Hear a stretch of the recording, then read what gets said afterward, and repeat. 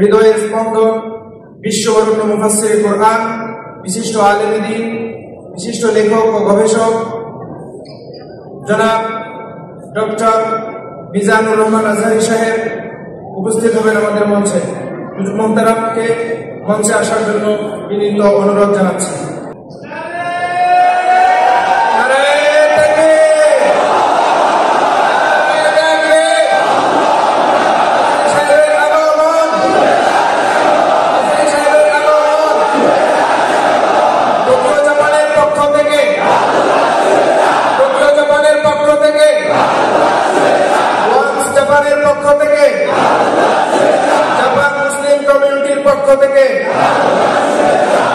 Japan স্বপ্নের দেশ, খাটতে খাটতে জীবন শেষ।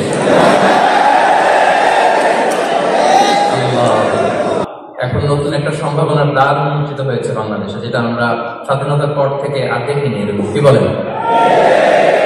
নতুন করে রাষ্ট্র সংস্কার, নতুন নয়া রাজনৈতিক বন্দোবস্ত, নতুন বাংলাদেশের একটা ভাবনা।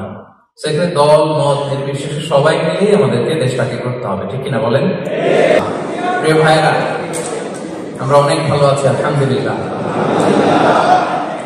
বাংলাদেশের চাকরির বাজার একেবারে মন্দা। ব্যবসা বাণিজ্যের কি বেহাল দশা ছিল আপনারা দেখেছেন। এখানে যে আপনারা কত চমৎকার ভাবে ব্যবসা করতে পারছেন, চাকরি করতে পারছেন, security, food security, life security, এটা কল্পনাই করা যায় না বাংলাদেশে, কি বলেন? আমরা চাই যে জাপানের যত সুন্দর সুন্দর নিয়ম আছে এগুলো আমরা বাংলাদেশেও নিয়ে যাবো, কি বলেন? আমি অবাক হই, পৃথিবীর বিভিন্ন দেশে দেখি যে আমাদের ভাইরা পরিচ্ছন্নতা কর্মী হিসেবে কাজ করেন। তারা মানে গোটা বিশ্বকে আমরা পরিষ্কার করি। সৌদি আরবে দেখবেন যে কাবা ঘরের আঙিনা পরিষ্কার করে। মালয়েশিয়াতে আমি দেখেছি এয়ারপোর্ট, হসপিটাল, রাস্তাঘাট সব জায়গায় পরিচ্ছন্নতা কর্মী আমরা। মানে আমরা গোটা বিশ্বকে ক্লিন করি, কিন্তু বাংলাদেশটাকে অপরিচ্ছন্ন করে রাখি। এয়ারপোর্ট থেকে নেমেই পানি একটা খেয়ে বোতলটা ছুঁড়ে মারি। এখানে কিন্তু আবার এটা করি না, তাই না? তো এই যে আমরা বিভিন্ন দেশে যাওয়ার সুযোগ হয়, ভালো ভালো বিভিন্ন জিনিস আমরা দেখি, আমরা যেন এগুলো সাথে করে নিয়ে যাই দেশে। আমরা যেন আমাদের দেশটাকে সবাই মিলে গড়ি। আল্লাহ তাআলা আমাদের প্রিয় মাতৃভূমিকে হেফাজতে রাখে। আমাদের প্রিয় মাতৃভূমিটাকে আল্লাহ তাআলা শান্তিময় করুক। আল্লাহ তাআলা আপনাদের সবাইকে ভালো রাখুন, সুস্থ রাখুন, নিরাপদে রাখুন। জাপানের সময়ের দাম অনেক বেশি, মানুষ অনেক পরিশ্রমী। এত ব্যস্ততা পেছনে রেখে আল কোরআনের দুর্বার আকর্ষণে কোরআন প্রেমী হয়ে কোরআনের কথা শুনবার জন্য, ইসলামিক গাইডলাইন গুলো জানবার জন্য আপনারা সময় ব্যয় করে এসেছেন। আমি সবাইকে অন্তরের অন্তঃস্থল থেকে শুভেচ্ছা মোবারক জানাই। বিশেষ করে আমি শুভেচ্ছা জানাই, কৃতজ্ঞতা জানাই আজকের প্রোগ্রামের অর্গানাইজিং কমিটিকে। দীর্ঘদিন যাবত তারা আমার সাথে কমিউনিকেশন করে এই চমৎকার প্রোগ্রামের আয়োজন করেছেন, এবং তাদের পক্ষ থেকে আমি আপনাদের কাছে অ্যাপোলজি করছি যে আমাদের অনেক ভাইরা জায়গা না পেয়ে ফিরে গিয়েছেন, বসতে পারছেন না, দাঁড়িয়ে আছেন। আমি জানি কষ্ট হচ্ছে, তো খুব বেশি সময় আমরা নিব না, অল্প সময় আমরা শেষ করবার চেষ্টা করব। আবার অনেক মায়েরা বোনেরা কমপ্লেন করেছেন যে তাদের সন্তানদেরকে তারা নিয়ে আসতে পারছেন না। আপনারা জানেন যে এখানে 1580টি সিট আছে, দাঁড়িয়ে স্টেপগুলোতে বসে, সিঁড়িতে বসে 2000 লোকের মতো এখানে অ্যাকোমোডেশন হচ্ছে। কিন্তু আরো অনেক ভাইরা এসেছিল, আসতে চেয়েছিল, রেজিস্ট্রেশন করেছিল, তাদেরকে সুযোগ দেওয়া যায় না। ইন ফিউচার অর্গানাইজিং কমিটি ওনারা প্ল্যান করছেন যদি সুযোগ হয় অনেক বড় একটা কনফারেন্স রুমে, যেখানে 5-7 হাজার একসাথে বসা যায়, 10 হাজার একসাথে বসা যায়, যদি সুযোগ হয়, এবার ভবিষ্যতে আমরা আবারও কোনো একটি প্রোগ্রামে একত্রিত হবে ইনশাআল্লাহ। আজকের এই প্রোগ্রামে উপস্থিত আছেন জাপানে অবস্থানরত প্রবাসী বাংলাদেশী ব্যবসায়ী ভাইরা, চাকরিজীবী ভাইরা, শ্রমজীবী ভাইরা, ছাত্র ভাইরা, আমার প্রিয় বোনেরা, কচিকাচার সোনামণিরা, আমি সবাইকে আবারও শুকরিয়া জানিয়ে শুরু করছি। প্রিয় সুধী, যে টপিকটি নিয়ে আজকে আমি কথা বলার ইচ্ছা করেছি সেটি হচ্ছে আল্লাহ তাআলার দেয়া জীবন থেকে কেমন করে আমরা সুখে শান্তিতে কাটাতে পারি। এ ব্যাপারে ইসলাম আমাদেরকে কি গাইডলাইন দেবে সেটা নিয়ে আমরা আলোচনা করব। একটি সুখী এবং সমৃদ্ধ জীবনের সন্ধানে আজকে আমরা নেব। আমাদেরকে কি গাইডলাইন দিয়েছে, ইসলাম আমাদেরকে কি জানিয়েছে, কিভাবে চললে আমরা এই পৃথিবীতে সুখী থাকতে পারি এবং জান্নাতেও আনন্দে থাকতে পারি, এটা জানার দরকার আছে না নাই বলেন? এই টপিকের উপর আমরা কথা বলবো ইনশাআল্লাহ। সমৃদ্ধ সুধী, এই হলরুমে এমন কি কেউ আছি যে আমরা সুখী হতে চাই না, বরং দুঃখী হতে চাই? আছে কেউ? আছে নাই? তার মানে এই পয়েন্টে আমরা সবাই এক, কি বলেন, ঠিক কিনা? আমরা সবাই সুখী হতে চাই, কেউ কষ্টে থাকতে চাই না। কারণ মানুষ সুখের কাঙ্গাল, সবাই সুখের প্রত্যাশী। সুখে থাকা, শান্তিতে থাকা, ভালো থাকার ব্যাপারটা এটা মানুষের একটা সার্বজনীন লক্ষ্য বা উদ্দেশ্য। এক্ষেত্রে ধনী গরিব, রাজা প্রজা, ছোট বড়, নারী পুরুষ, সবাই সমান। সবাই আমরা সুখী হতে চাই, শান্তিতে থাকতে চাই, কেউ কষ্টে থাকতে চাই না। যদি আমাদের অনেক শিল্পীরা গান গান, আমি কষ্ট পেতে ভালোবাসি, তাই তোমার কাছে ছুটে আসি, বলে না? বলে না? গানে বলে, কিন্তু সেও জীবনে কষ্ট পেতে চায় না। কেউ কষ্ট পেতে চায় না। গান বেরানোর জন্য বলেছে যে আমি কষ্ট পেতে ভালোবাসি। তা আসলেই কেউই কষ্টে থাকতে চায় না, সবাই আমরা সুখী হতে চাই। কি হতে চাই? কেউই কষ্টে থাকতে চাই না। কিভাবে আমরা একটা সুখী সমৃদ্ধ জীবন পেতে পারি, এই টপিকের উপর আজকে আমরা কিছু কথা বলব। সুখ বিষয়টা এত জরুরি, এত গুরুত্বপূর্ণ যে ইউনাইটেড নেশনের জেনারেল অ্যাসেম্বলি প্রতি বছর মার্চের 20 তারিখে দ্য ইন্টারন্যাশনাল হ্যাপিনেস ডে হিসেবে ঘোষণা করেছে, মানে আন্তর্জাতিক সুখ দিবস। কি দিবস? আন্তর্জাতিক সুখ দিবস হিসেবে ঘোষণা করেছে। এবং তারা একটা জরিপ করে যে পৃথিবীর কোন দেশের লোকেরা বেশি সুখী। তো সে জরিপে বিশ্বের সবচেয়ে সুখী দেশের তালিকায় টানা কয়েকবার যে দেশটায় নাম উঠে এসেছে সেটা হচ্ছে ফিনল্যান্ড। নাম শুনেছেন? এটা হচ্ছে নর্দার্ন ইউরোপের একটা দেশ, স্ক্যান্ডিনেভিয়ান কান্ট্রিজের একটা, ফিনল্যান্ড। সে জরিপে উঠে এসেছে যে ফিনল্যান্ডের লোকেরা নাকি বেশি সুখী। আজকে আমরা দেখবো কারণ কি, তাদের তো সুখের কারণ কি, এটা আমরা খুঁজে দেখবার চেষ্টা করব। ফিনল্যান্ডে একটা ইউনিভার্সিটি আছে, ইউনিভার্সিটি অফ হেলসিঙ্কির একজন রিসার্চার জেনিফার ডি পাওলা। সে 2টা কারণ উল্লেখ করেছে বেসিকলি, যে বারবার ফিনল্যান্ডের নাম উঠে আসছে কেন, কেন তারা সুখী। তো প্রথম যে কারণটি সে আইডেন্টিফাই করেছে সেটা হচ্ছে তাদের হেলদি লাইফস্টাইল। তারা হেলদি লাইফস্টাইলে অভ্যস্ত, প্রকৃতির সাথে তাদের নিবিড় একটা সান্নিধ্য আছে, এবং সেই সাথে স্বাস্থ্যসম্মত তাদের কর্মজীবন। হেলদি লাইফস্টাইলের কারণে তারা হ্যাপি। আমি কিন্তু দেখলাম যে এখন ফিনল্যান্ডের হেলদি লাইফস্টাইল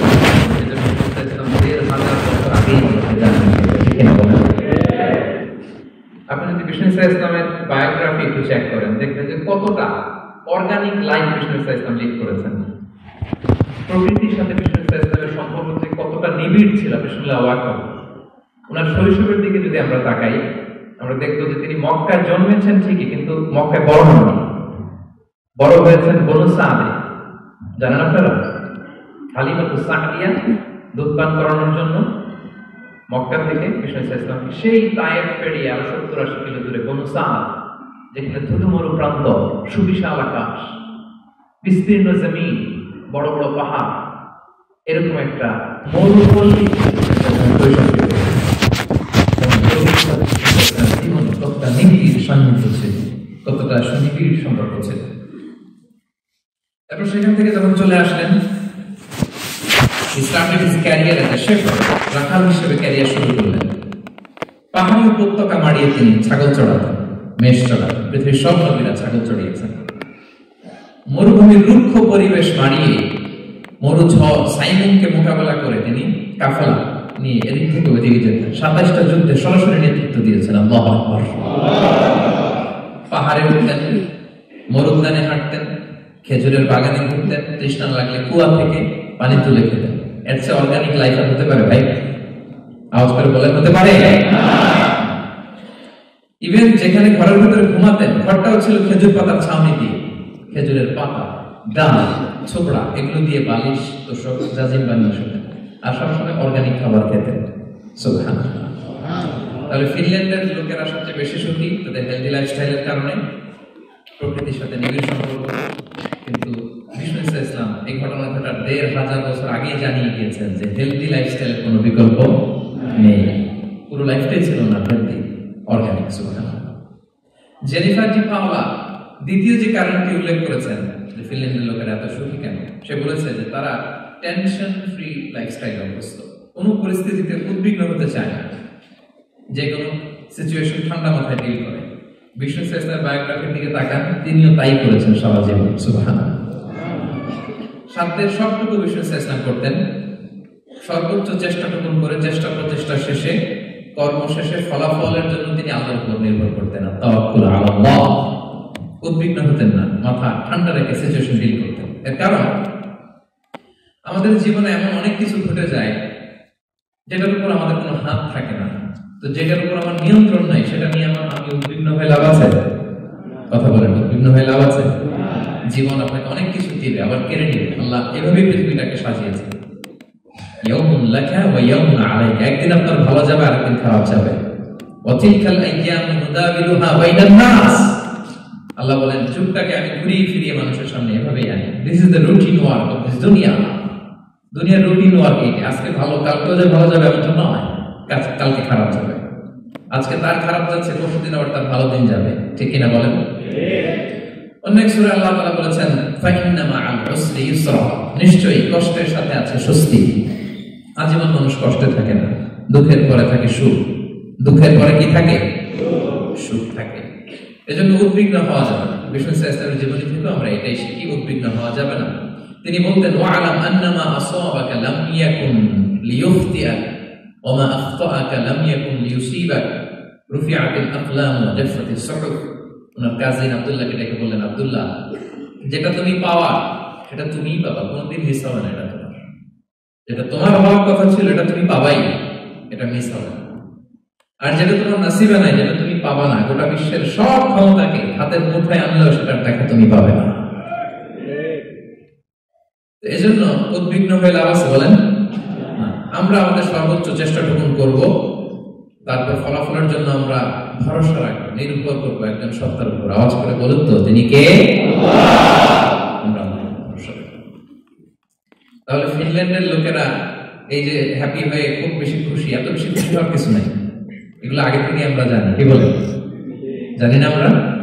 জাস্ট একটু প্র্যাকটিস করে নিজের জীবনের সাথে মানিয়ে নিতে হবে। সম্মানিত সুখী, আপনি যদি কোরআনকে জিজ্ঞেস করেন যে what is the Quranic formula of happy life, সুখে শান্তিতে থাকার জন্য কোরআনিক ফর্মুলাটা কি, কিভাবে আমরা সুখী সমৃদ্ধ জীবন পেতে পারি, কোরআন আপনাকে দুইটা জিনিসের কথা বলে। নাম্বার 1 হচ্ছে ফেইথ, নাম্বার 2 হচ্ছে গুড ডিড। আমি আবারও বলছি, নাম্বার 1 ফেইথ, বিশ্বাস, আল্লাহর উপর অগাধ বিশ্বাস এবং আস্থা। 2 নম্বর হচ্ছে গুড ডিড, মানে সৎকর্ম, নেক আমল। যার মধ্যে দুইটা থাকবে তাকে সুখী সমৃদ্ধ জীবন দান করবে কে? Faith and good deed will be happy in your life. The sure I'm telling you. এই দুইটা যদি এনশিওর করতে পারেন, আপনাকে সুখী সমৃদ্ধ জীবন দিবে কে? এবং এই আয়াতটি দিয়ে হ্যাপি হওয়ার কোরআনিক ফর্মুলা দিয়ে আমি আজকের আলোচনা শুরু করেছি। আল্লাহ তাআলা সূরা নাহলের 97 নম্বর আয়াতে বলছেন, মান আমিলা সালিহান মিন যাকারিন আও উনসা ওয়া হুয়া মুমিন ফালানুহইয়ান্নাহু হায়াতান তাইয়্যিবা ওয়ালানাজজিয়ান্নাহুম আজরাহুম বিআহসানি মা কানু ইয়ামালুন। বিশ্বাসী নারী কিংবা পুরুষ তারা যদি সৎকর্ম করে তাদেরকে আমি সুখী সমৃদ্ধ জীবন দান করব। অর্থগুলো খেয়াল করে শুনেন। আল্লাহর কথায় কোনো ফাঁক ফোকর থাকে না, আল্লাহর কথায়, নবীর কথায় ফাঁক ফোকর থাকে না। আল্লাহ তাআলা বলছেন বিশ্বাসী নারী কিংবা পুরুষ তারা যদি নেক কাজ করে, সৎকর্ম সম্পাদন করে, তাহলে তাদেরকে আমি সুখী সমৃদ্ধ জীবন দান করব। আল্লাহর কথা বিশ্বাস হয় নাকি সন্দেহ লাগে? মনে কোনো সন্দেহ আছে? যদি বিশ্বাসী হন, সৎকর্ম করেন, আল্লাহ তাআলা সুখী সমৃদ্ধ জীবন দান করবেন। আল্লাহ বলেন অবশ্যই তাদেরকে আমি তাদের কর্মের সর্বশ্রেষ্ঠ প্রতিদান দেব। তাহলে আমরা যদি আল্লাহ বিশ্বাস করি, আল্লাহর উপর বিশ্বাস আস্থা থাকে এবং সৎকর্ম সম্পাদন করি পৃথিবীতে, তাহলে আমরা সুখী এবং সমৃদ্ধ জীবন লাভে ধন্য হতে পারি। তবে একটা জিনিস আমাদের মাথায় রাখতে হবে আলোচনা শুরুতেই, সেটা হচ্ছে এই যে হ্যাপিনেস বা সুখ, এই পৃথিবীতে যে সুখ, happiness in this worldly life, in this দুনিয়া ইজ পার্মানেন্ট, ইটস টেম্পোরারি। পৃথিবীর সুখটা এটা পার্মানেন্ট না, এটা অস্থায়ী, টেম্পোরারি। পার্মানেন্ট সুখ দেওয়া হবে জান্নাতে। আওয়াজ করে বলেন কোথায়? জান্নাতের সুখের মধ্যে কোনো গ্যাপ নাই, ইন্টারাপশন নাই। কিন্তু পৃথিবীর সুখ শান্তির মধ্যে এটা বারবার ইন্টারাপ্টেড হবে। হ্যাঁ, ইন্টারাপ্টেড। আর জান্নাতের সুখ হচ্ছে আনইন্টারাপ্টেড। সুবহানাল্লাহ। যেমন পৃথিবীতে আপনি সুখে আছেন, আপনার সুখকে কি ইন্টারাপ্ট করে? অসুস্থতা, খুব সুখে আছেন, শান্তিতে আছেন, হঠাৎ অসুস্থতা চলে আসে, তার মানে ইন্টারাপশন হয়েছে না বলেন? হঠাৎ কিডনি ফেলিয়ার করলো, হার্ট অ্যাটাক, ক্যান্সার, স্টেজ 3 তে চলে গেছে, 4 এ চলে গেছে, তাহলে হ্যাপিনেসটা আর থাকলো না, এটা টেম্পোরারি। দুনিয়ার সুখকে ইন্টারাপ্ট করে বার্ধক্য। খুব সুখে শান্তিতে জীবন কাটাচ্ছিলেন, কিন্তু বয়স হয়ে গেছে 80, এখন আর সেই সুখ আছে?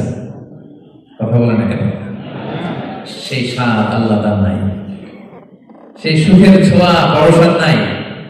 তাহলে দুনিয়ার সুখ টেম্পোরারি, অসুস্থতা এসে সুখ কেড়ে নেয়, বার্ধক্য এসে সুখ কেড়ে নেয়, আর সবচেয়ে বড় যে ব্যাপারটা এসে সুখের ইতি ঘটায় সেটা হচ্ছে মৃত্যু। সেটা কি? সুখে শান্তিতে জীবনযাপন করতেছেন, হঠাৎ সবকিছু চমকে দিয়ে, আপনাকে একেবারে থমকে দিয়ে মৃত্যুর আগমন ঘটে যায়, তাই না? ওয়ালিকুল্লি উম্মাতিন আজাল ফাইদা জাআ আজালুহা লা ইস্তাখিরুনা সাআতান ওয়া লা ইস্তাকদিমুন। একেবারে ফিক্সড করা, সিলেক্ট করা কখন আপনি মরবেন। এই মৃত্যুর সময়টা আপনার ফিক্সড টাইমে 1 সেকেন্ড আগেও আসবে না, পরেও আসবে না। তাহলে দুনিয়ার সুখ এটা কি চিরস্থায়ী না ক্ষণস্থায়ী? সবাই বলবেন আওয়াজ করে, দুনিয়ার সুখ চিরস্থায়ী না ক্ষণস্থায়ী? টেম্পোরারি না পার্মানেন্ট? টেম্পোরারি। এই লাইফটা, দুনিয়ার হ্যাপিনেসটা, এটা টেম্পোরারি, এটা খেয়াল রাখতে হবে। চির সুখ, চির শান্তি, আনইন্টারাপ্টেড হ্যাপিনেস আপনি পাবেন জান্নাতে। আল্লাহ তাআলা বলছেন, ওয়া আম্মাল্লাযীনা সুইদু ফাফিল জান্নাতি খালিদিনা ফিহা মা দামাতিস সামাওয়াতু ওয়াল আরদু ইল্লা মা শাআ রাব্বুক আতাআন গায়রা মাজদুদ। সুবহানাল্লাহ। জান্নাতের নিয়ামত সুখ হবে, এটাকে আল্লাহ নাম দিয়েছেন আতা, গায়রা মাজদুদ, এন্ড আনইন্টারাপ্টেড গিভিং। ওই যে সুখ পাবেন আপনি, আর কোন ইন্টারাপশন হবে না। সুখ আর সুখ, শান্তি আর শান্তি, it's a gift without an end. এটার কোনো এন্ডিং নাই, শুরু আছে শেষ নাই। সুবহানাল্লাহ পড়েন। And it will be an hour never to be taken away. একবার যে দেওয়া হবে আর ছিনিয়ে নেওয়া হবে, একবার যে এন্ট্রি পাবেন আর জান্নাত থেকে বের হওয়া লাগবে না। তাহলে সুখ শান্তি আমরা কিভাবে পাবো এটা জানার আগে এই কথাটা আমাদের মাথায় আগে ঢুকিয়ে নিতে হবে যে দুনিয়ার জীবনটা, এখানে সুখ শান্তি ক্ষণস্থায়ী, চির সুখ চির শান্তির জায়গা হচ্ছে জান্নাত। জান্নাতে অসুস্থতা নাই, আছে? সবাই বলেন, জান্নাতে অসুস্থ হবেন না, জান্নাতে বার্ধক্য নাই, বুড়ো হবেন না। বিষ্ণু সাহেব বলছেন, জান্নাতে যারা ঢুকবে তারা হবে আপনার 33 বছরের তাগড়া যুবক হয়ে ঢুকবেন, চির যুবক, চির যৌবনা। আহলুল জান্নাতে জুরদা ওয়া মুরদা ওয়া আবনাউ 33, শুভ্রদেহী, সুন্দর, সুঠাম, স্মার্ট, ড্যাশিং ফেসের হবে, বয়স বাড়বে, অসুস্থতা স্পর্শ করবে না, আর মৃত্যুই থাকবে না সেখানে। কি বলেন, থাকবে? ইউতাল মাউতু বিকাবশিন আমলাহ, সাদা একটা বকরির আকৃতিতে মৃত্যুকে আনা হবে। ফায়ুযবাহুল মাউত, মৃত্যুকে সেদিন মৃত্যু দেয়া হবে, মৃত্যুকে জবাই করে বলা হবে, ইয়া আহলাল জান্নাতি খুলুদুন ফালা মাউত, হে জান্নাতবাসীরা, নো টেনশন, এনজয়। সুবহানাল্লাহ করবেন না? সেই জান্নাতে যেতে আমরা চাই কি চাই না? সবাই চাই তো? আমরা এই ওটা এপিক সিভিক হলে যেমনি একত্রিত হলাম, আল্লাহ জান্নাতেও যেন আমরা একত্রিত হতে পারি। আল্লাহ তৌফিক দান করুন। আল্লাহুম্মা আমিন ইয়া রাব্বাল আলামিন। প্রিয় সুধী, তাহলে কোন টপিকে আমরা এগোচ্ছি আপনারা বুঝতে পারছেন তো না? পারছেন? আলহামদুলিল্লাহ। মোবাইল ইউজ করবেন না, আমি একবার বলেছি, মোবাইল কেউ ইউজ করবেন না, মেহেরবানি করে। জি, তাহলে টপিকটা বুঝতে পেরেছেন তো না? কি করে আমরা একটা সুখী সমৃদ্ধ জীবন পেতে পারি। এবার আমি মূল আলোচনায় ঢুকে যাচ্ছি। কয়েকটা পয়েন্ট, কার্যকর উপাদান, কয়েকটা কার্যকর ফ্যাক্টর আপনাদের সাথে শেয়ার করব, যেগুলো মেনটেন করলে আমরা এই দুনিয়ার জীবনে একটা সুখী সমৃদ্ধ জীবন পেতে পারি। যেহেতু শুরুতেই আমরা ঐক্যমত্য হয়েছি, আমরা তো কোনো বিষয়ে একমত হতে পারি না। আমরা সবাই এই বিষয়ে একমত হয়েছি যে কোনোদিন সবাই একমত হব না, ঠিক কিনা? আমাদের ঐক্যমত্য ওই বিষয়ের উপর যে আমরা কোনোদিন ঐক্যমত্য হব না, এটার উপর আমরা একমত হয়েছি। কোনোদিন আমরা একমত হব না এই বিষয়ে আমরা সবাই একমত, ঠিক কিনা বলেন? কিন্তু লাকিলি আজকের যে টপিক আমি সিলেক্ট করেছি এখানে আবার সবাই একমত, সবাই সুখী হতে চায়। আলহামদুলিল্লাহ, আল্লাহ তাআলা আমাদেরকে একটা সুখী সমৃদ্ধ জীবন দান করুন। আমিন।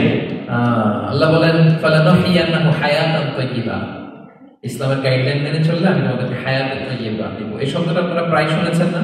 আমরা বলি না যে আমার জন্য দোয়া করবেন, আল্লাহ যেন আমাকে হায়াতে তাইয়্যিবা দেন, বলি কিনা? অনেক মাশায়েখদের কাছে দোয়া চাইলে দেখবেন যে ওনারা বলে যে আল্লাহ তোমাকে হায়াতে তাইয়্যিবা নসিব করুন, বলে না? এটা কি বলে? সুখী সমৃদ্ধ জীবন। আল্লাহ তাআলা আমাদের সবাইকে হায়াতে তাইয়্যিবা নসিব করুন। আমিন। তো কি করে আমরা এই হায়াতে তাইয়্যিবা পেতে পারি, এই সুখী সমৃদ্ধ জীবন পেতে পারি, সেটার কিছু কার্যকর উপাদান আজকের এই জটিল স্বরূপে আপনাদের সাথে আমি শেয়ার করে বিদায় নেব ইনশাআল্লাহ। কিভাবে জীবনে সুখ এবং শান্তিতে আপনি থাকতে পারবেন, এর কার্যকর উপাদানগুলোর মধ্যে প্রথম যে উপাদানটা আমি শেয়ার করতে চাই, ফ্যাক্টরটা শেয়ার করতে চাই, সেটা হচ্ছে লাইফকে কখনো জটিল করবেন না। Make it simple, you will be happy. লাইফকে কি করবেন না? জটিল। অনেকে দেখবেন যে সহজ রাস্তাটা চিন না, খালি পেঁচায়, খালি জটিল করে। ওমা জাআলা আলাইকুম ফিদ-দীনি মিন হারাজ, আল্লাহ দিনের মধ্যে কোনো কাঠিন্যতা রাখেনি, জটিলতা রাখেনি, সহজ। দিন পালন কঠিন না সহজ? বলেন তো, সবাই বলবেন কঠিন না সহজ? দাঁড়িয়ে নামাজ পড়া ফরজ, কিন্তু দাঁড়াতে পারেন না। বসে বললে কবুল করবে কে? আল্লাহ। বসতেও পারেন না, শুয়ে বললে কবুল করবে কে? আল্লাহ। শুতেও পারেন না, ইশারায় করবেন, কবুল করবে কে? আল্লাহ। ওযু করে নামাজ পড়া ফরজ, পানি নাই, তায়াম্মুম করে নামাজ পড়লে কবুল করবে কে? আল্লাহ। তাহলে ইসলাম কি কঠিন না সহজ? সহজ। Make your life simple, you will be happy. প্রথম সিক্রেট শেয়ার করব, লাইফটাকে জটিল বানাবেন না। অল্প কয়েকদিনের দুনিয়া এমনি কেটে যাবে, এটা ওই দিকে যেন না ঠকি, ওইটা খেয়াল রাখবেন। ওইখানে ঠকলে সব শেষ, আমও শেষ, সালাও শেষ। ওইখানে যেন ঠকে না যায়, এটা খেয়াল রাখতে হবে। তাহলে প্রথম ফ্যাক্টর হচ্ছে সুখী সমৃদ্ধ জীবনের, will make our life simple. Simplicity is the key to happiness. আপনি লাইফটাকে সিম্পল করবেন, আপনি হ্যাপি হবেন। রাসূল সাল্লাল্লাহু আলাইহি ওয়াসাল্লামের জীবনের দিকে যদি তাকান, দেখবেন তিনি তাই করেছেন। সুবহানাল্লাহ। সহিহ মুসলিমের একটা হাদিস শোনাই আপনাদেরকে। আম্মা আয়েশা রাদিয়াল্লাহু তাআলা আনহা বর্ণনা করেন, তিনি বলেন, যাতা ইয়াউমিন জা রাসূলুল্লাহ সাল্লাল্লাহু আলাইহি ওয়াসাল্লাম, একদিন সকালবেলা রাসূল সাল্লাল্লাহু আলাইহি ওয়াসাল্লাম আমার বাসায় আসলেন। এসে বললেন, ইয়া আয়েশা, হে আয়েশা, আল ইনদাকুম শাই, ফজর নামাজ পড়ে এসে বলতেছে, আয়েশা ব্রেকফাস্ট করার মতো ঘরে কিছু আছে, খাওয়ার মতো কিছু আছে? আমাদের আয়েশা বলেন, ক্বালাত মা ইনদানা শাই, ঘরে কিছু নাই ইয়া রাসূলুল্লাহ, কিছুই নাই খাওয়ার মতো। রাসূল সাল্লাল্লাহু আলাইহি ওয়াসাল্লাম বললেন, ফা ইন্নী সাইম, ঠিক আছে, কিছু যখন নাই তাহলে আমি রোজার নিয়ত করে ফেললাম। কিসের নিয়ত? রোজার নিয়ত করে ফেললাম। কঠিন না সহজ? হ্যাঁ, what an easy going personality, you see. এর চেয়ে সহজ সরল পলিসি হতে পারে? আয়েশা, ফজর নামাজ পড়ে আসছি, ব্রেকফাস্ট করার মতো কিছু আছে ঘরে? ইয়া রাসূলুল্লাহ, কিছু নেই। নাই? ঠিক আছে, আই এম ফাস্টিং, যাও আমি রোজা রাখলাম, রোজার নিয়ত করলাম। কত ইজি গোয়িং, কত সিম্পল বানিয়েছেন লাইফটা। আচ্ছা, আমরা হলে কি একটু মিলাই দিতে চাই। ফজর নামাজ পড়ে আসছি, বড় সাহেব, হ্যাঁ, বড় সাহেব জামাতে নামাজ পড়ে, এমনি তো মুড গরম। এবার আসছে, এসে জিজ্ঞেস করতেছে, কি নাস্তা কোথায়, তাই না?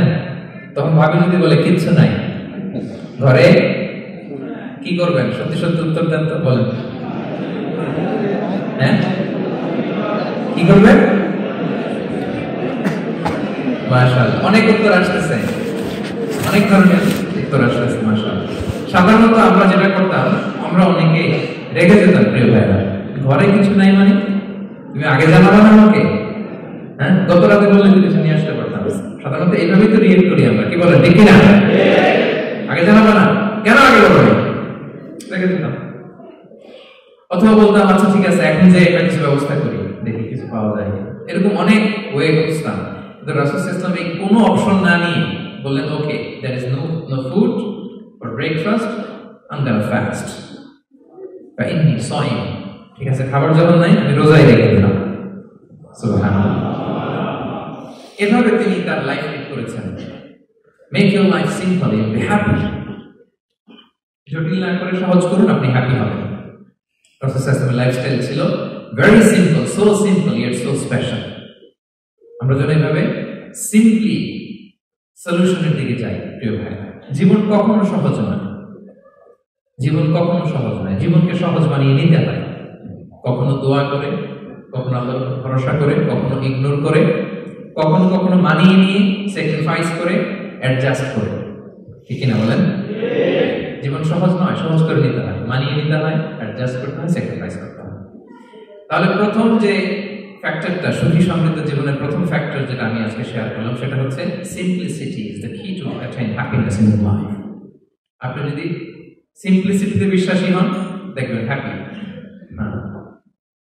সিম্পলিসিটিতে বিশ্বাসী হতে হবে।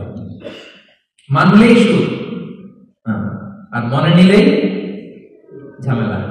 মেনে নিলেই শান্তি, আর মনে নিলে এখন মনে নিবেন না মেনে নিবেন? মেনে নিবেন। সিচুয়েশনকে এইভাবে আমরা ঠান্ডা মাথায় ডিল। কথা কি ক্লিয়ার? আচ্ছা, নাম্বার 1 গেল সিম্পলিসিটি। মনোযোগ আছে সবার?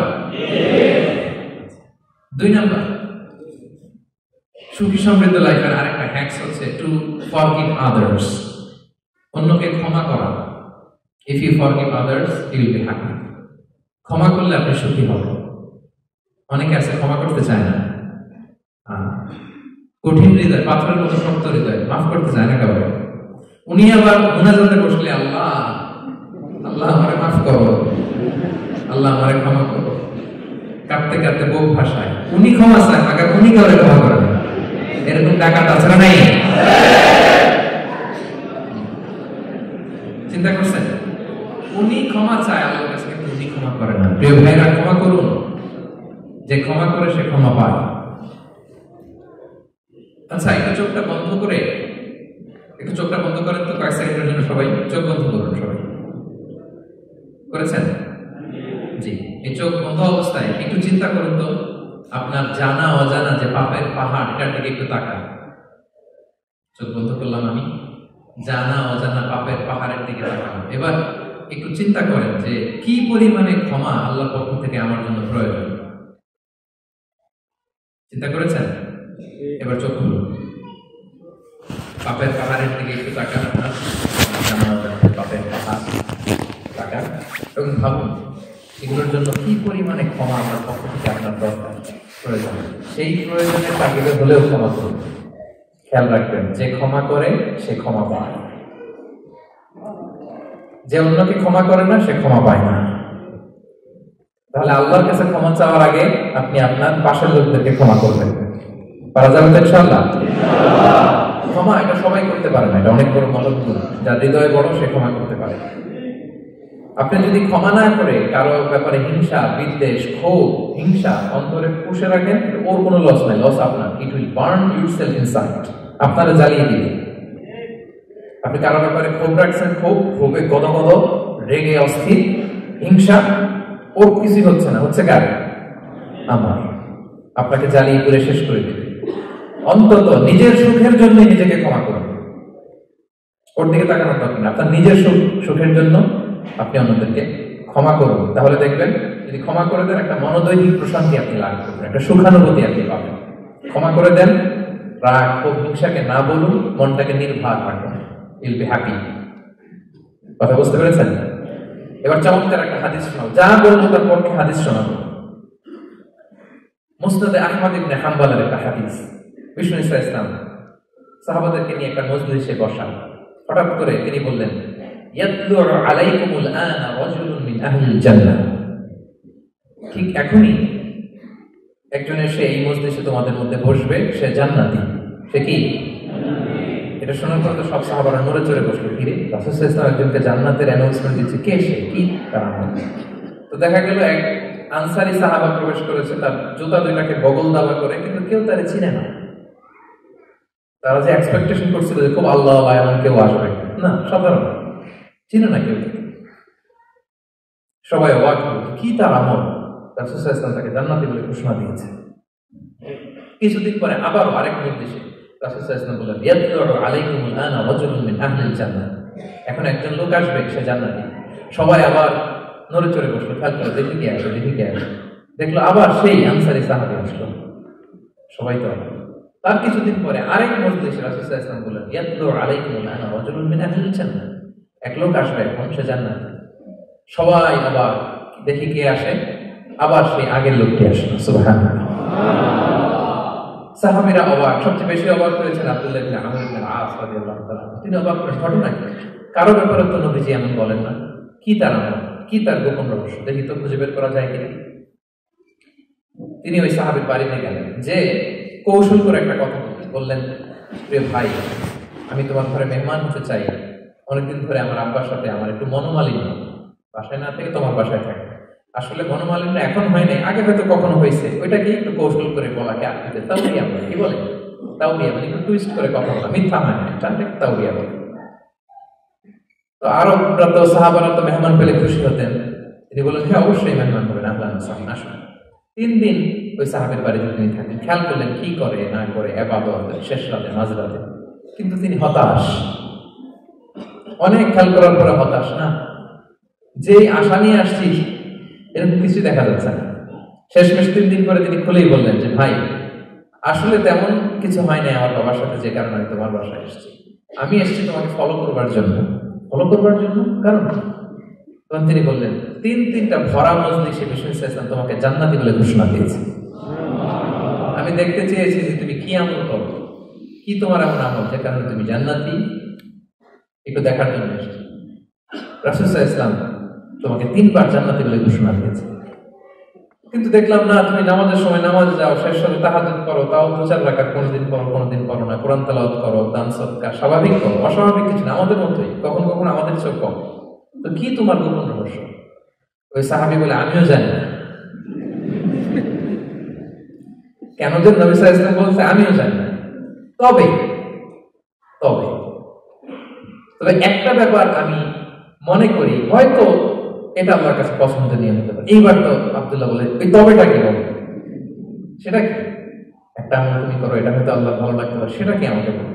তখন সেই আনসারী সাহাবী বলল যে, আমি প্রতিদিন যখন রাতে বিছানায় ঘুমোতে যাই, আমি ঘুমোতে যাওয়ার আগে সবাইকে ক্ষমা করে তারপর বিছানায় যাই। আমি কারো ব্যাপারে আমার অন্তরে, আমার হৃদয়ে কোনো হিংসা, বিদ্বেষ, ক্ষোভ, রাগ পেলে পুষে রাখি না। আমি ওই দিনেরটা ওই দিন মিটাই ফেলি। আল্লাহর বলি, আল্লাহ আজকে আমার যে কষ্ট দিয়েছে, জুলুম করেছে, যার সাথে আমার মনোমালিন্য হয়েছে, কারো ব্যাপারে কোনো কমপ্লেইন, অভিযোগ, রাগ, ক্ষোভ কিংবা হিংসা আমার হৃদয়ে নাই। আল্লাহ আমি সবাইকে মাফ করে দিলাম। এটা বলে আমি বিছানায় ঘুমাতে বলি। আল্লাহু আকবার।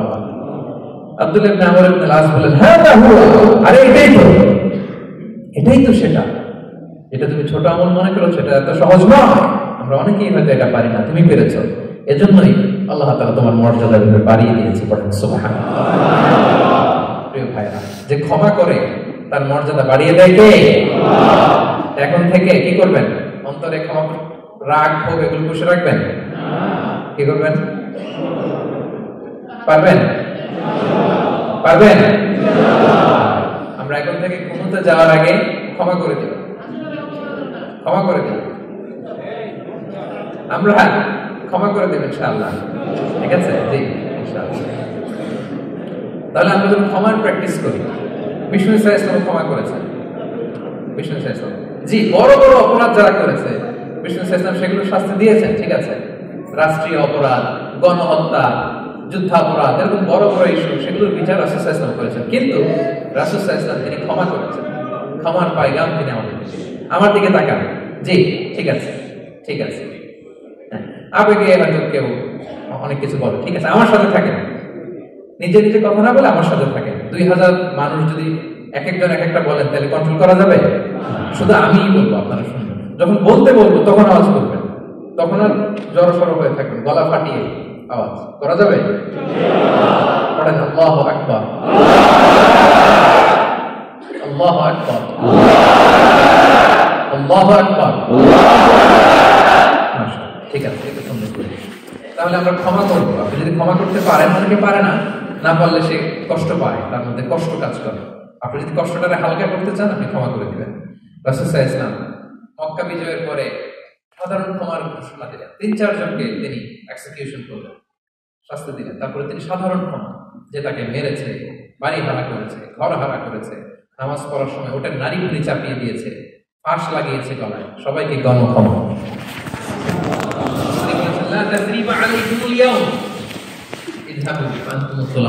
যে কোনো প্রতিশোধ নাই, সবাইকে আমি ক্ষমা করে দিলাম।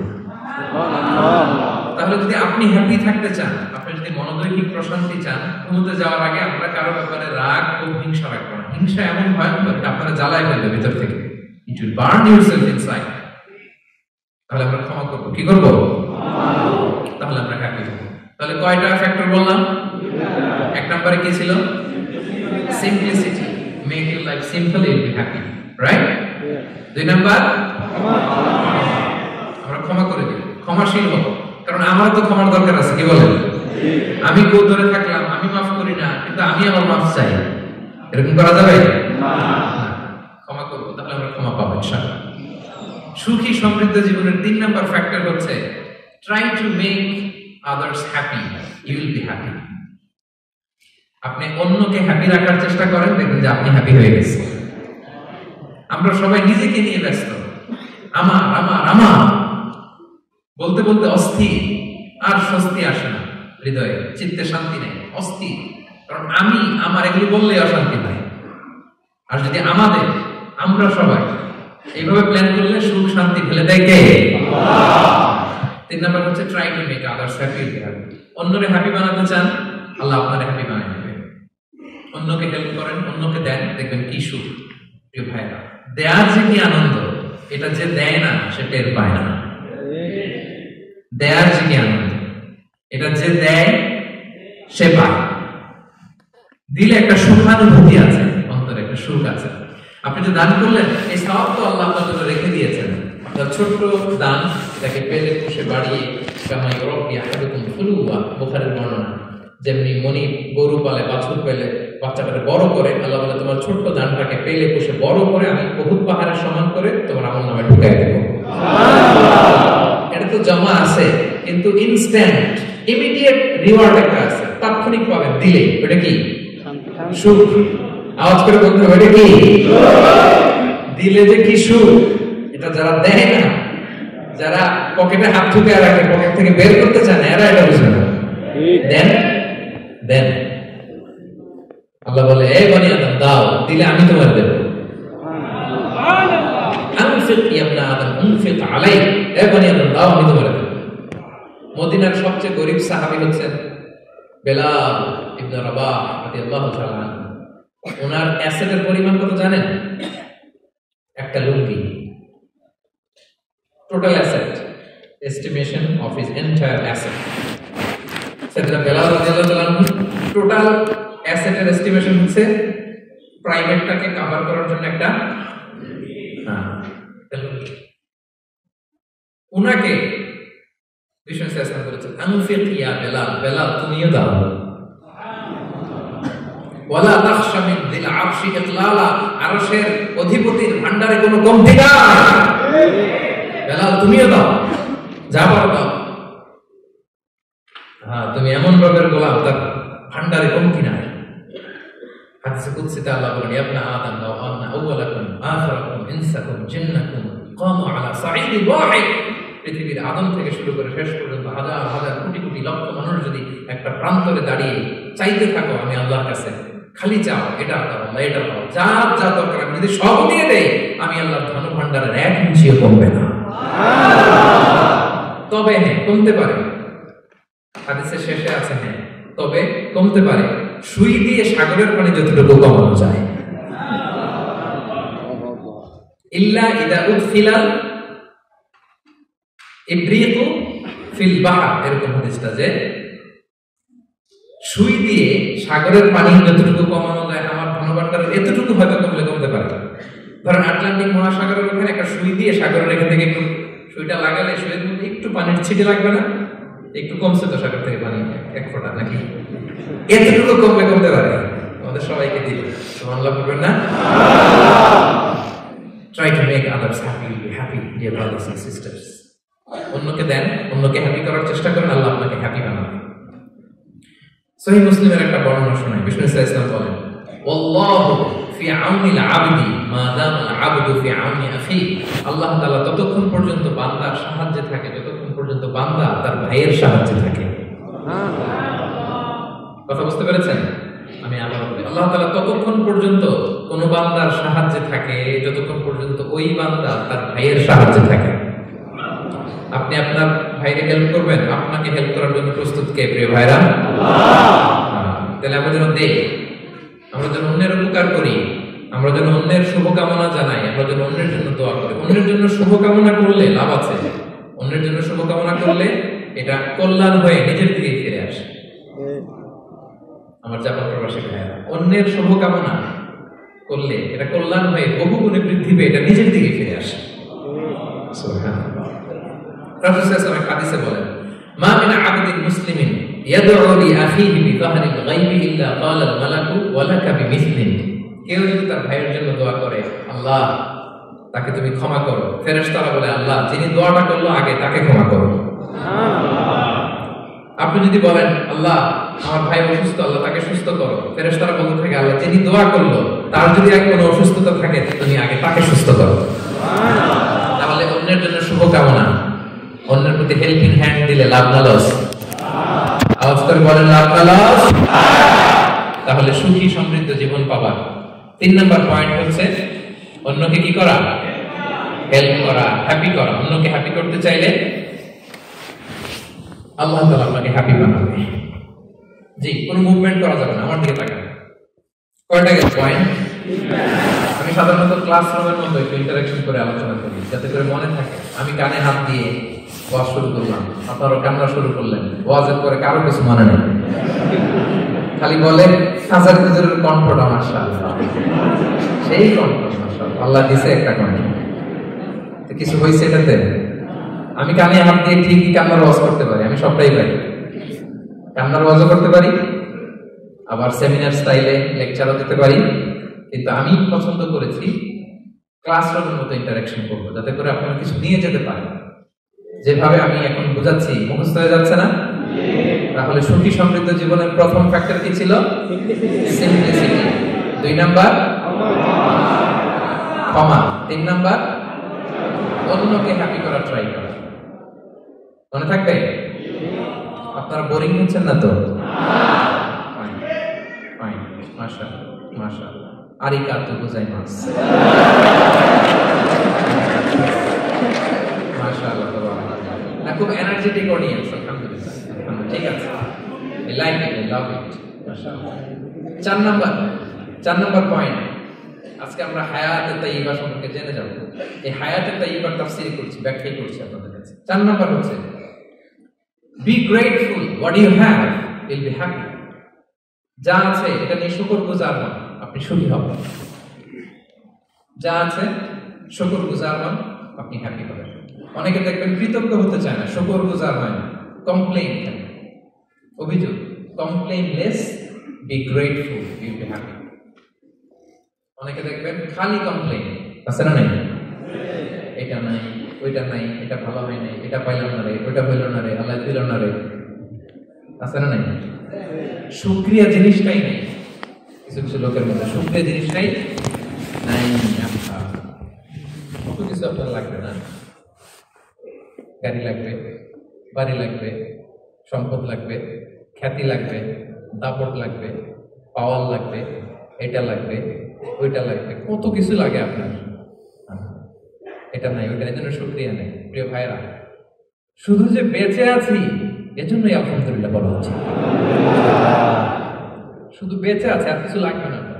শুধু বেঁচে আছেন যে এই জন্য আলহামদুলিল্লাহ। কারণ অনেকের কাছে বেঁচে থাকাটা স্বপ্ন, বেঁচে থাকাটাই তার শেষ ইচ্ছা। আপনি তো বাড়ি চান, গাড়ি চান, নারী চান, সম্পদ চান, এটা চান, ওটা চান, সব চান। ক্যান্সারে আক্রান্ত রোগী 4th স্টেজে চলে গেছে, হসপিটালে যে ওনারা জিজ্ঞেস করেন, ভাই আপনি কি চান? গাড়ি, বাড়ি, সম্পদ, কি চান ভাই? বলবে, ভাই আমি শুধু বাঁচতে চাই। 4th স্টেজে চলে গেছে, ক্যান্সারে আক্রান্ত, ও কি চায়? আপনি তো আপনার কিছুই নাই, আপনি আলহামদুলিল্লাহ বলবেন কেন? বেঁচে যা আছেন এটা তো আপনার মাথায় আসে না যে এটাও যে একটা বড় নেয়ামত। বুঝবেন তার সামনে দাঁড়ালে যে বেঁচে থাকার জন্য স্ট্রাগল করে যাচ্ছে, শুধু বাঁচতে চায়, সে বলে আমি আর কয়টা দিন বাঁচতে চাই। প্রিয় ভাইরা, কোনো হিসাব ছাড়া বেঁচে যে আছি এজন্যই আলহামদুলিল্লাহ। এজন্যই কি সব সময় শুকরগুজার হবেন, আল্লাহ নেয়ামত বাড়িয়ে দিবেন, বলবেন আলহামদুলিল্লাহ বেশ ভালো আছে। এই ডান হাতটা সবাই হৃদয়ের উপরে রাখুন, এভাবে রাখুন, প্রাণ খুলে আল্লাহকে ডাক দিয়ে বলেন, হে আল্লাহ আলহামদুলিল্লাহ, তুমি অনেক ভালো রেখেছ, আমরা অনেক ভালো আছি, আমরা অনেক সুখে আছি। প্রাণ থেকে আওয়াজ করে বলেন শুকর আলহামদুলিল্লাহ। পারা যাবে তো? সবসময় কি বলবেন? শুকর আলহামদুলিল্লাহ, বেঁচে যে আছি এজন্যই আলহামদুলিল্লাহ। আল্লাহ তাআলা বলেন লা ইন শাকারতুম লা আযীদান্নাকুম ওয়া লা ইন কাফারতুম ইন্না আযাবি লাশাদীদ। যদি আমার নেয়ামতের শুকরিয়া করো আমি আল্লাহ আরো বাড়িয়ে দেব, আর যদি নাশুকরি করো, কমপ্লেইন করো, অভিযোগ এটা নাই ওটা নাই, এই পাই নাই ওই পাই নাই, যা দিছি ওইটাও কেড়ে নেব, আর এমন শাস্তি দেব ইন্না আযাবি লাশাদীদ, আমার শাস্তি বড় কড়া, আমি সব সময় ধরি না, ধরলে খবরদার। অকৃতজ্ঞ বান্দাদের নেয়ামত আমি কেড়ে নিই, আর যারা শুকরগুজার হয় তাদেরকে আমি বাড়িয়ে দিই। পড়েন সুবহানাল্লাহ। তাহলে 4 নম্বর হচ্ছে be grateful, you will be happy. আল্লাহর প্রতি কৃতজ্ঞ হন, শুকরগুজার হন, আপনি হ্যাপি হবেন। আমরা সুখ খুঁজে পাই না প্রিয় ভাইরা, সুখের চাবিকাঠি সবসময় আমাদের কাছেই ছিল। সুখের চাবিকাঠি আমাদের কাছেই ছিল, আমরা এটা খুঁজে বেড়াই মাঠে ঘাটে বনে বাজারে, অন্যের চাকচিক্য দেখলে আমরা মনে করি ওটা তো অনেক সুখ, এজে কি দুঃখে আছে এটার কোনো খবর নাই। অন্যের চাকচিক্য দেখলে মনে করবেন না খুব হ্যাপি, না ওটা নাও হইতে পারে। এজন্য সব সময় যে কোনো পরিস্থিতিতে আমরা শুকরগুজার হব। নিজের মাঝে খুঁজে দেখেন কত কিছু আল্লাহ দিয়েছে, এজন্য আমার যে পাওয়াগুলো নেয়ামতগুলো আমি পেয়েছি এজন্য ধন্যবাদ দেব আল্লাহকে, শুকরগুজার হব, সব সময় বলবো আলহামদুলিল্লাহ। এই ধরনের বান্দাদেরকে আল্লাহ পছন্দ করেন। যারা শুধু কমপ্লেইন করে পাই নাই পাই নাই, খাই নাই, নাই নাই নাই এগুলো বলে, এদেরকে আল্লাহ পছন্দ করেন না। তাহলে 4 নম্বর পয়েন্টটা বুঝতে পেরেছেন? Be grateful, you will be happy. কৃতজ্ঞ হন, গ্রেটফুল হন, আপনি হ্যাপি হবেন। 5 নম্বর ওকে, 5 নম্বর হচ্ছে অ্যাভয়েডিং কম্প্যারিজন উইথ আদার্স। অন্যের সাথে তুলনা করবেন না, তুলনা কমিয়ে দেন, ইউ উইল বি হ্যাপি। নিজে কেউ না অন্য কেউ না, তুলনা করবেন না। অনেকে আমরা তুলনা করি, নিজের স্ত্রীকে আরেক নারীর সাথে, নিজের সন্তানকে আরেক সন্তানের সাথে, নিজের ভাইকে আরেক মানুষের সাথে করে তাকে ছোট করি না, এরকম করবেন না। অনেকে দেখবেন ছেলে মেয়ে একটু ভালো পড়াশোনা করে নেই, বলে যে কি করলি তুই, ওই দেখ পাশের বাড়ির ওই ছেলে A+ পেয়েছে, যা তারপর পায়ে পা ধোয়া পানি খা। কেমন কথা, ওর কি খা, পা ধোয়া পানি খা। এটার একটা ভালো ব্র্যান্ডিং করা যেতে পারে, মানে A+ পাওয়া ছেলেদের পা ধোয়া পানি, এরকম মিনারেল ওয়াটারের বোতলের মতো বিক্রি করলে ভালো ব্যবসা হবে, কি বলে? এটা হচ্ছে আমাদের মুরব্বীরা, টিপিক্যাল মা বাবার এটা বলেন, ভুল করেন, ওনারা বুঝেন না। কখনো কম্পেয়ার করবেন, এটা করে আপনার ছেলের মনোবল আপনি আগেই ভেঙে দিচ্ছেন, ঠিক কিনা? আপনি দায়ী আপনার ছেলে কিছু না পারার কারণে। আপনি সাহস দেন নিজে, পাশে থাকেন নিজে। A+ যারা পাইছে পা ধোয়া পানি খেতে বলছেন যে, এই জন্য ওকে, ওই ছেলেকে আল্লাহ A+ পাওয়ার জন্য বানাইছে, আল্লাহ ওকে ওই মেধা দিচ্ছে, কিন্তু আপনার ছেলেরা আবার আল্লাহ তাআলা অন্যদিকে মেধা বাড়াই দিচ্ছে। সে ওইটা পারবে, ওইটা ওই A+ ওয়ালা জীবনও পারবে না, ঠিক কিনা বলেন? আপনার ছেলে যেটা পারবে 10টা A+ হোল্ডার ওটা পারবে না, কারণ প্রত্যেককে আল্লাহ আলাদা আলাদা ফিচার দিয়ে, কোয়ালিটি দিয়ে, ইউনিকনেস দিয়ে পয়দা করেছে। কখনো কম্পেয়ারিং করবেন না, আপনি অনন্য, প্রতিটি মানুষ অনন্য। Everyone in this world is unique. প্রত্যেককে আল্লাহ অনন্য করে বানিয়েছেন। আপনার তুলনা, আপনি নিজেই, আপনার তুলনা হয় না, আপনি জানেন না। আপনার মধ্যে যে পটেনশিয়াল, যে কারিশমা, এটা আপনি বের করে আনতে পারেন না। ওই যে ওগুলো বলছে পা ধোয়া পানি খা, লেখাপড়া করলি না, কিচ্ছু করলি না, কিন্তু আপনি দেখা যাবে অনেক বড় ব্যবসায়ী হবেন, আপনি অনেক বড় দানবীর হবেন, you will be a great contributor to society. এরকম আছে না? এজন্য কম্পেয়ার করবেন না কারোর সাথে। কারোর সাথে কম্পেয়ার করবেন না। ও প্লাস পাইছে, ও সফল হয়েছে, ওর চাকচিক্য, ওইটা দেখেই হ্যাপি হবেন না। এই চাকচিক্যটাই তার পুরো লাইফ না। মানুষ যেটা শেয়ার করে ফেসবুকে, এটা হচ্ছে রিল। লাইফের কি রিল? বুঝেন তো না? সবাই বুঝেন, মাশাআল্লাহ। Highlighted reel. আপনি কি মনে করছেন এই যে রিলের মধ্যে যতটুকু দেখছেন এটা পুরোটাই ওর লাইফ? না রে ভাই, ওরও অনেক কষ্ট আছে, ওরও অনেক ব্যর্থতা আছে, ফেলিয়ার আছে, ওইটা ও ঠেকে রাখে, ওটা তো প্রকাশ করে না। দেখবেন আমরা ফেসবুকে ছবি শেয়ার দিলে কি করি? সবচেয়ে ভালো ছবিটা খুঁজি, হ্যাঁ? হাসি দেওয়া, স্মাইলিং ফেস, স্মার্ট লাগতেছে, সুন্দর পিকচার হয়েছে, এটা দেখি। কারণ আমি যে হ্যাপি এটা দেখাইতে চাই আমি সবাই, ঠিক কিনা? তার মানে আমার দুঃখের অংশটা তো আমি শেয়ার করি না। সো আপনি কারো চাকচিক্য দেখলে অবাক হবেন না, এটাই তার হোল লাইফ নয়। It's not the entire picture of his life. এটা হচ্ছে হাইলাইটেড রিল। এটা কি? সবাই বলেন এটা কি? সো কখনো কম্পিট করবেন না অন্যের সাথে। তাহলে কার সাথে কম্পিট করবেন? Compete with yourself. নিজের সাথে কম্পিট করুন, নিজের সাথে কম্পিট করুন, and try to be the better version of yourself in every single day. প্রতিদিন নিজেকে একটু একটু করে ডেভেলপ করার চেষ্টা করুন। And don't lose your confidence by comparing yourself with others.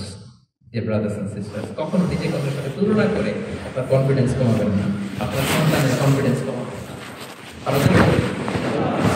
ছোটবেলা আমি একটা কার্টুন দেখেছিলাম কমিক্স বইতে, মজা করে কার্টুনটা দেয়া, সেটা কার্টুনটা কি ছিল? একটা হাতির ছবি একদিকে, আর কাকের ছবি একদিকে। কিসের ছবি? হাতি। কথা বুঝতেছেন? হাতি, এলিফ্যান্ট। আরেকদিকে কাকের ছবি। হাতি, হাতির বাচ্চা, কাক, কাকের বাচ্চা। তো এখানে আবার কথা দিয়ে দিচ্ছে, হাতির মা কি বলে, হাতির বাচ্চা কি বলে, কাকের মা কি বলে, কাকের বাচ্চা কি বলে। তো মা হাতিটা বাচ্চা হাতিটারে বলতেছে, তোমাকে দিয়ে কিচ্ছু হবে না, মাত্র 2 মাসে কাকের বাচ্চাটা উঠতে পারে, তোমার 1 বছর হয়ে গেল, তুমি এখনো উড়াই শিখলা না। মা হাতি বলে, কাকের বাচ্চা 2 মাসে উঠতে পারে, 1 বছর হয়ে গেল, তোমার কোনো ইমপ্রুভমেন্ট নাই বাবা। আর হাতির ছোট বাচ্চাটা মুখটা খারাপ করে চুপসে মাথাটা নিচু করে বলতেছে, মম আই এম ট্রাইং। মা, আমি চেষ্টা করতেছি। আচ্ছা বলেন তো, উড়া, ডানা মেলে উড়া কি হাতির কাজ? এই যে ওর সাথে কম্পেয়ারটা করছে, কম্পারিজনটা হয়েছে? আরে হাতি তো he is the king of the jungle. ওর এক একটা পদক্ষেপে ও পা ফেললে থারথার করে কাঁপে পুরো জঙ্গল, পুরো বন। ওর এক একটা পা ফেললে আশেপাশে সিংহ, বাঘ সব সমীহ করে 50 মিটার দূরত্ব বজায় রাখে। Is the king. সে তো ওইটা। ওই হাতির বাচ্চা তারা কিভাবে কনফিডেন্স নষ্ট করতেছে, বলতেছে 2 মাস হয়ে গেল, কাকের বাচ্চা 2 মাসেই উঠতে পারে, তোমার 1 বছর বয়স হলে তুমি এখন উঠতে পারো না। এবার বুঝতে পেরেছেন আমরা কিভাবে ছেলে মেয়েদের কনফিডেন্স নষ্ট করি? Don't compare with others, avoid comparison, you'll be happy. কখনো কম্পেয়ার করবেন না। কথা বুঝতে পেরেছেন? কারণ প্রতিটা মানুষ অনন্য। আপনি অনন্য, আমি অনন্য।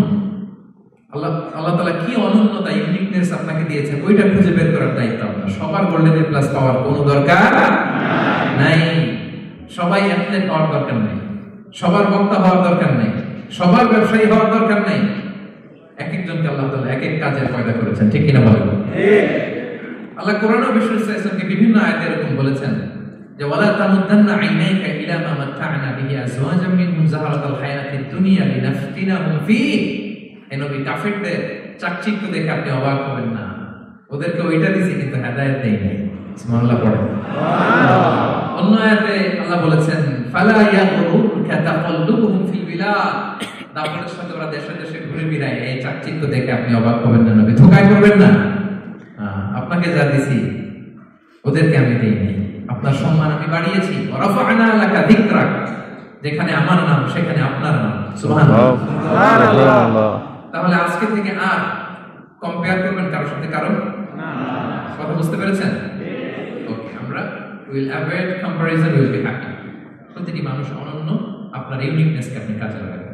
আল্লাহ তৌফিক দান করুন, পড়েন আমিন। কয়টা গেল? আরো শুনবেন? কয় মিনিট শুনবেন? সারা রাত? ঠিক আছে, আপনারা থাকেন। ঠিক আছে, 8টা 41 বাজে। ঠিক আছে, আর কয়েক মিনিট সময় নিচ্ছি। এভাবে নীরব থাকুন। আমার দিকে তাকান, আমার দিকে তাকান।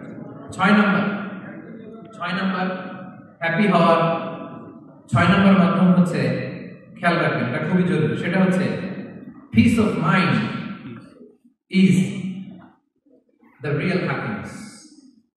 মনের সুখই আসল সুখ। ঠিক। আপনার মন যদি ভালো না থাকে তাহলে আসলে কিছুই ভালো নেই, ঠিক কিনা বলেন? এজন্য মনকে অস্থির হতে দেওয়া যাবে না, মনকে সবসময় স্থির রাখবেন। মনের সুখ আসল সুখ। মনের সাথে কথা বলুন, মনকে জিজ্ঞেস করুন মন কিসে খুশি হয়, কিসে হয় না, কিসে শান্তি পায়, কিসে পায় না। শুধু সম্পদ থাকলে মানুষ সুখী হয় না, সম্পদের দরকার আছে, মুভমেন্ট করা যাবে না, নো মুভমেন্ট, বসে যান, একেবারে বসে যান। মনের সুখ, সবাই আমার সাথে সাথে আওয়াজ করে বলুন, মনের সুখ আসল সুখ। আমি যা বলি আমার সাথে সাথে বলুন, রিপিট আফটার মি, মনের সুখ আসল সুখ। মনে থাকবে? অনেকে দেখবেন অনেক সম্পদের মালিক, অনেক টাকা পয়সা, কিন্তু খেয়ে হজম করতে পারে না, এরকম আছে না? নেই? সুখ আছে? অনেকে অনেক সম্পদশালী কিন্তু দাম্পত্য জীবনে কলহ, এরকম আছে না? নাই? অনেক সম্পদশালী ছেলে কথা শোনে না, গাঁজা খায়, আছে না? না, এটা আমার বাস্তব কথা থেকে বলছি। আমাদেরকে বলে রিহ্যাবে পাঠায়, রিহ্যাবিলিটেশনে পাঠায়, 6 মাস পরে আসে আবার গাঁজা টানা শুরু করে, আছে না? নেই? তাহলে শুধু সম্পদ থাকলে আপনি হ্যাপি হবেন না। মনের সুখ আসল সুখ। অনেক সম্পদ কিন্তু পরিবারের শান্তি নাই, সুস্থতা নাই, তাহলে কিছুই নেই। মনের সুখটাকে যেন আমরা সবচেয়ে বেশি গুরুত্ব দিই। সম্পদের দরকার আছে প্রিয় ভাই, হালাল ভাবে উপার্জিত সম্পদের প্রাচুর্য থাকতে পারে, সমস্যা নেই। পার্থিব হালাল উপভোগের জিনিস, এটা নিষেধ নয়। স্বয়ং বিষ্ণু ইসলামী বলেছেন, আরবাউন মিনাস সাআদা, 4টা জিনিস সৌভাগ্যের লক্ষণ। এটা যদি পাও খুব ভালো। কয়টা? 4টা। সবাই বলেন কয়টা? 4টা। 4টা জিনিস সৌভাগ্যের লক্ষণ। 1 নাম্বার আল মারআতু সালিহা, নেককার স্ত্রী। নেককার কি? স্ত্রী। 2 নাম্বার আল মাসকানুল ওয়াসি', প্রশস্ত বাড়ি, প্রশস্ত বাড়ি। 3 নাম্বার আল জাউ সালিহ, গুড নেইবার, ভালো প্রতিবেশী। 4 নাম্বার আল মারকাবুল হানি, সুইট রাইড, মানে ভালো বাহন বা যানবাহন। 4টা থাকলে এটা একটা সৌভাগ্যের আলামত, নসিব, এটা ভালো। কিন্তু খেয়াল করে দেখুন তো বিষ্ণুনবী 4টার মধ্যে কয়টা ছিল? শুধু 1 নাম্বারটাই ছিল, বাকি 3টা ছিল না। 1 নাম্বার কি ছিল? আল মারআতু সালিহা, নেককার স্ত্রী, এটা বিষ্ণুনবীর ছিল, ঠিক কি না? ঠিক। 2 নাম্বার আল মাসকানুল ওয়াসি', স্পেশিয়াস হাউস, বড় ঘর, বিষ্ণুনবীর ছিল না? মক্কায় না মদিনায়? মদিনার ঘরগুলো দেখেন এক এক বিবির এক এক ঘর, ছোট্ট ঘর, তাহলে হাইটা এসে বসতে পারে আর শুতে পারে। 3 নাম্বার আল জাউ সালিহ, ভালো প্রতিবেশী ছিল। মক্কায় না মদিনায়? মদিনায় গেলেন, আশেপাশে ইহুদিরা থাকতো, বনু কাইনুকা, বনু কুরাইজা, বনু নাদির। তাদের ষড়যন্ত্রে একটা রাতও শান্তিতে ঘুমাইতেই পারে নাই। সুপ্ত দুধ কিবা সবসময় জ্বালাতন করতো, বিচ্ছু করতো, আদাভঙ্গ করতো, এগুলো ঘটেছে। তার মানে ভালো প্রতিবেশী জোটে নাই। 4 নাম্বার আল মারকাবুল হানি, ভালো বাহন। খুব বেশি ভালো বাহন ছিল তাও বলা যায় না, খাবার এত ছিল না, ওর খাইলে না গায়ে জোর থাকবে, ঠিক কিনা? ফসওয়া আব্বা ছিল। তার মানে বাহন ছিল চালানোর মতো, কিন্তু খুব বেশি ভালো বাহন ছিল এমন নয়। তাহলে 4টার মধ্যে বেশি পেয়েছিলেন কয়টা? একটা। কিন্তু মা আয়েশার ঘরের ভেতরে সুখ আর সুখ, কিছু নাই। একটা মশক, পানি খাওয়ার, রুটি বেলার একটা জাজিম, এমন জাজিম, খেজুর পাতা চাটাই দিয়ে জাজিম, বিষ্ণুনবী সেখানে শুলে চাটাইয়ের দাগ পিঠের মধ্যে লেগে যেত। মাদুর বা চাটাই চিনেন আপনারা? বাংলাদেশে দেখেননি? ওই চাটাইয়ের মধ্যে বিষ্ণুনবী শুয়ে পড়লে ঘুম থেকে উঠলে ওই চাটাইয়ের দাগ পিঠের মধ্যে বসে যেত। কিন্তু ঘর ভরা সুখ আর সুখ।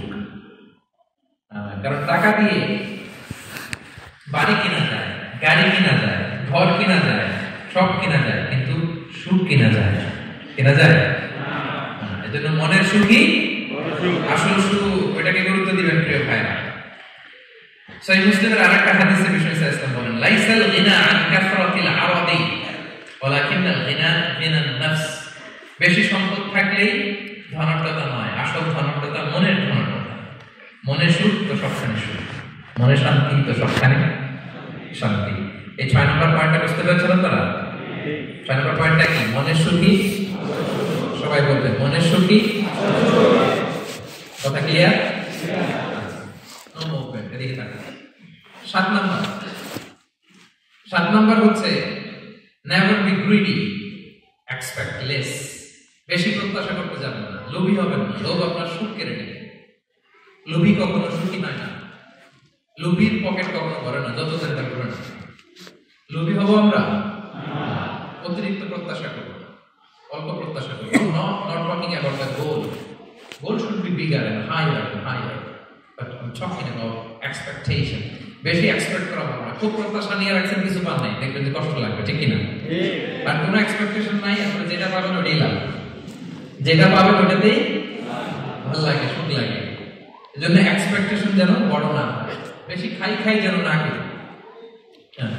কালকে কি হবে, পরশু, আগামী সপ্তাহে মেয়ের কি হবে, ছেলের কি হবে, ওদের ভবিষ্যৎ, গাড়ি বাড়ি নাই, এই যে অস্থির, এরকম আসলে নাই।